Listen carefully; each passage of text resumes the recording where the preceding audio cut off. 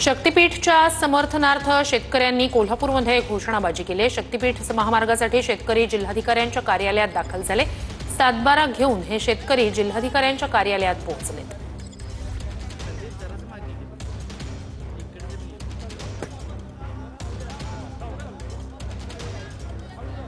शक्तीपीठ महामार्गावरून कोल्हापूर जिल्ह्यामध्ये आता वातावरण चांगलंच तापायला सुरुवात झालेली आहे। एका बाजूला शक्तीपीठ महामार्गाला विरोध वाढत असताना आता समर्थकांची संख्या देखील वाढत असताना बघायला मिळते। आज शक्तीपीठ महामार्गाला समर्थन करणारे काही शेतकरी जे आहेत ते कोल्हापूर जिल्हाधिकारी कार्यालयावर येऊन धडकलेले आहेत। अगदी आपला 7-12 उतारा घेऊन हे सगळे शेतकरी जे आहेत ते जिल्हाधिकारी कार्यालयाच्या दारामध्ये आल्याचं आपल्याला बघायला मिळते। यामध्ये महिलांची देखील संख्या मोठ्या प्रमाणावर आपल्याला बघायला मिळते।